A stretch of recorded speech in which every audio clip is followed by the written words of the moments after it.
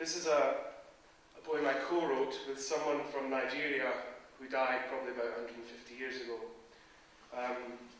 It's a poem that I came across in the Penguin Book of Oral Poetry, which is a 70s or 80s anthology.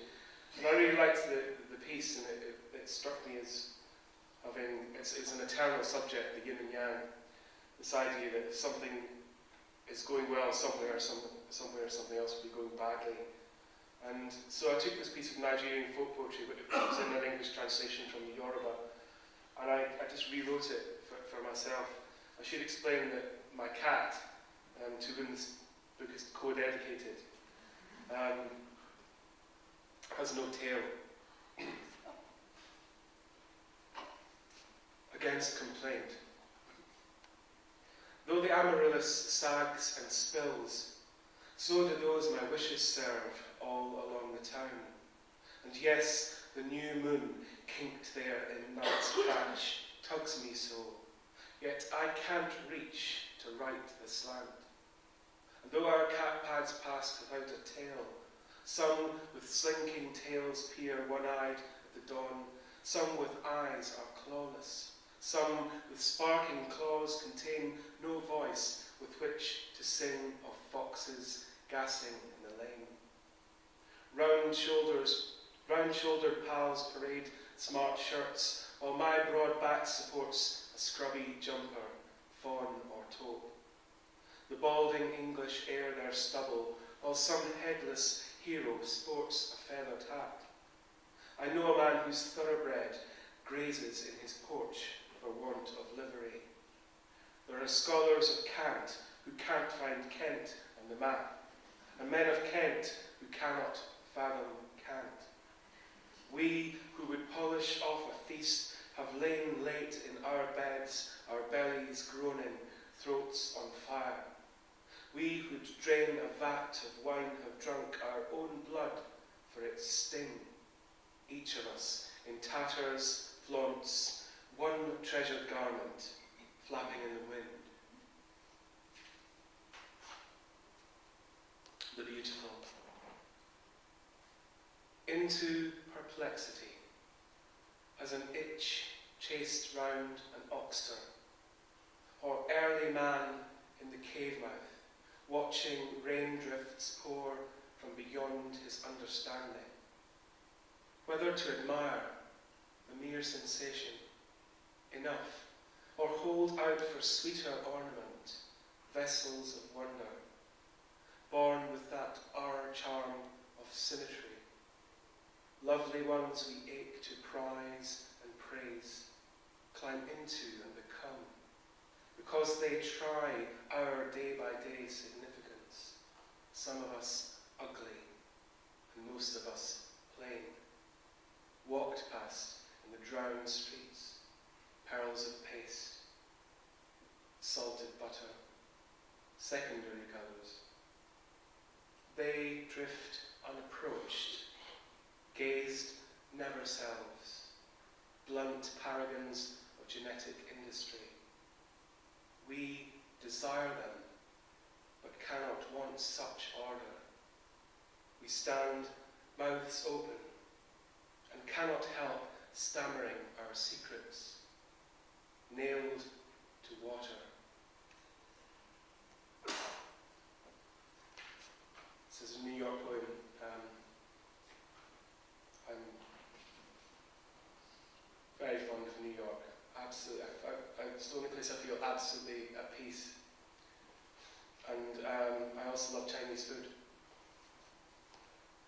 And this is a poem I wrote in my head while I was having a Chinese meal in the West Village at a place called Sammy's Noodle House and Grill, which is also the title of the poem.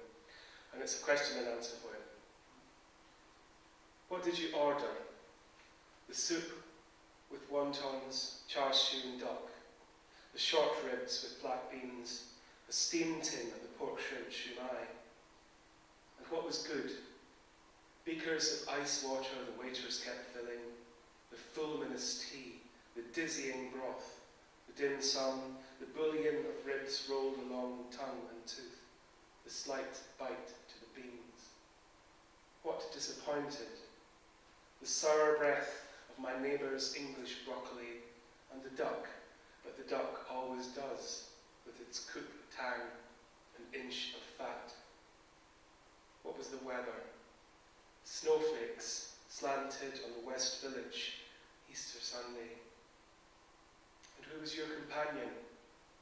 The fine wool overcoat of the man at the next table was draped on the seat opposite me. How was the matter resolved? With empty plates, and partly empty plates, and a residue of ice, and my neighbours nodding and bowing and gone, and the waiters going and coming in napkins and dollars and solace, and a grin against the snipping wind from the south. Will the world end in the lifetimes of our children? I can't say, not for sure.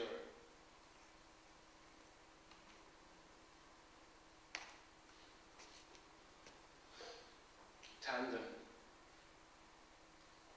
I have never known happiness, though I have seen it blink in the sun-stretched city. As I crossed New York Harbour, I watched another ferry headed inward, where one boy, one girl, lifted by it, jumped in tandem as if on a trampoline, sparky as the wake behind. And once at Berlin Zoo, a beatifical hyena, swollen with it, twice her own size, days away from dropping her sprawl of cubs, at whom I stared, rapt, until I saw she was not looking out of her cage, but into mine, and that I'd held these bars all my life. I've read slightly under time, so I'm going to throw in an extra little poem. This is a poem I wrote about being eaten by Heston Blumenthal. I thought he's cooked everything, he may as well cook me. This poem came from this terrible habit I have. Because I'm a big bloke, I get a bit hot, and I kind of tend to flap my shirt or jumper like that. And a kind of smell arises. It's not a nasty smell, because I'm a clean person, but it's a kind of sometimes it's super drug deodorant, but other times it's a kind of fairly okay body smell. And that's where this poem came from. It's called Ludlow. I don't think the Heston Blumenthal's restaurant is in Ludlow, but Ludlow is famous for its many gourmet restaurants. An inch from the curse, and perilled by the evening heat, I shake my pillow neck, and a cool draught buffs my chest. What rises is my animal aroma, the scent of blue ribbon stock, the sort a starred chef would ladle from a zinc-bottomed pan. To soften and savour the hock he has sawn and roasted for the diners out front, who sip at shots of pastis and gnaw around the pits of Kalamata olives. My head sits in his fridge, stooping for herb butter. Our eyes meet, and he touches my cotton-cold face, just as once I stroked your cheek in a dream you suffered in a room above the river. It should really be harbour, but Ludlow doesn't have a harbour. The real person in the real dream is a harbour. The lies I tell for my art. The last poem in the book is the sort of title poem. There isn't a word in poetry for the poem that's got the title in but doesn't have the title as the title, apart from that word if you added hyphens to it. It's called Quietus. It's a St Andrews poem, sort of. A St Andrews that exists in an apocalyptic future.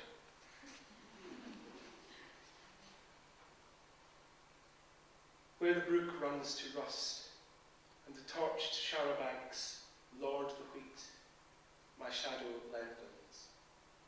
And in the lanes and pits of the parched city in the night, midnight, my mood will quicken.